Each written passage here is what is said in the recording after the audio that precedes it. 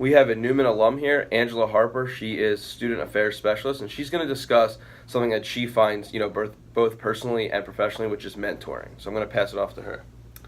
Okay, well, my time at Neumann was a little rough until I found the right mentors for me, which just happened to be Mr. Mezzi and Dr. Lanzillo. Until I met them, I was having a rough time. I personally think that mentoring is really important. I am 2 years graduated, but I'm also back in school, so I'm in a master's program.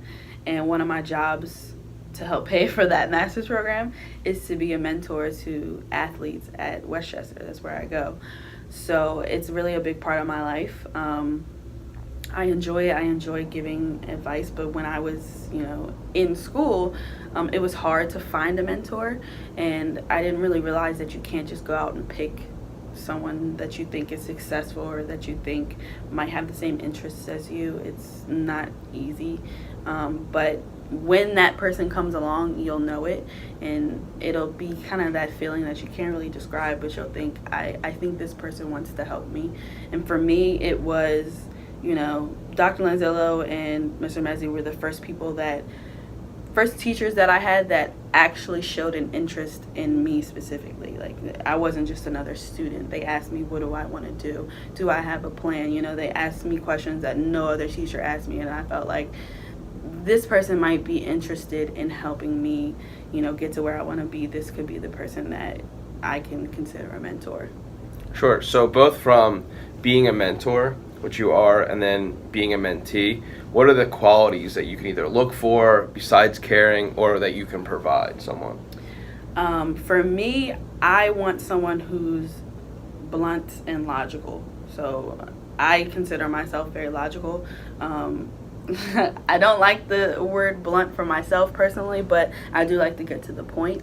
I think that kind of quality in a mentor is good because they're not wasting your time. You can tell that, yes, they care, and they also want you to get where you need to go in a timely manner so that, you can live however you want to live.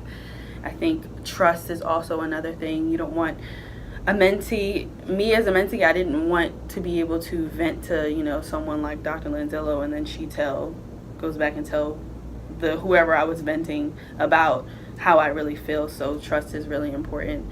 And I just think honesty as well. You don't want to lie to your mentor. So I have students now who I'm more of an academic mentor, so we have to make sure that, along with being a student athlete, you're getting your schoolwork done. And sometimes they think that,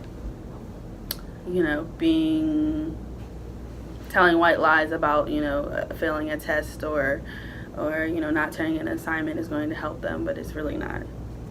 Sure. So now with, finding that, what is the process of finding a mentor or finding mentees? Well, finding a mentor, you have to have an idea of what you want to do so that you know where to look.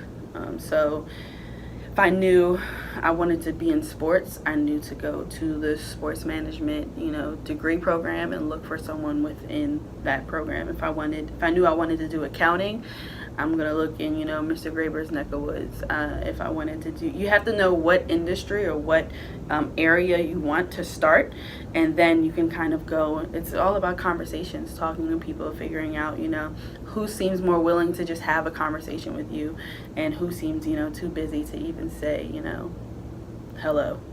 Right. Finding mentees, for me, was hard. I tried to start my own mentoring program. It didn't really work out.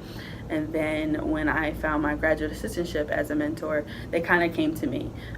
They saw that I was interested in helping students because of my major, and they just gave me a chance. So now I'm a mentor to about 9 different athletes every year, and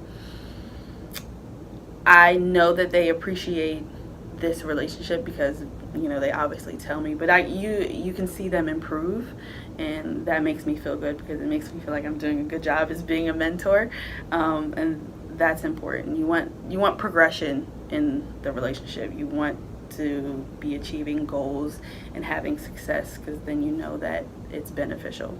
Sure. So let's always talk about next steps. What is for someone who's watching this, for someone who wants to be mentored or has mentored or looking for someone to mentor, what is the first thing you do in terms of building that relationship? You talk about trust, you talk about loyalty, and find it, for you, logical and bluntness. But like, what is the first thing that they can do in terms of building that? Show an interest. Show interest in the person and what they do. If you're familiar with it or if you're not. I know if you're not and you go and look it up, it may seem a little ingenuine, but I think that if you're doing the research and you're finding that what you didn't know is actually interesting, then it's worth it. If you're, trying to get a hold of someone who's in a field that you want to be in, but you don't really know what they do, and then you find out what they do and it's not important, don't go for it. You want to be genuine in your conversations and your attempts to have a relationship with someone other. If not, then it's not going to work out. Sure. So I think that's a great place to stop for you guys to pick up and just learn now what you can do to find your own mentor, and then also give back and mentor people, because whether you're a junior or senior, there's always people younger than you that want to be in your shoes, maybe not today, but tomorrow. And there's people that you can mentor and already start to build that relationship based off of showing an interest. So thank you very much, Angela. Thank you.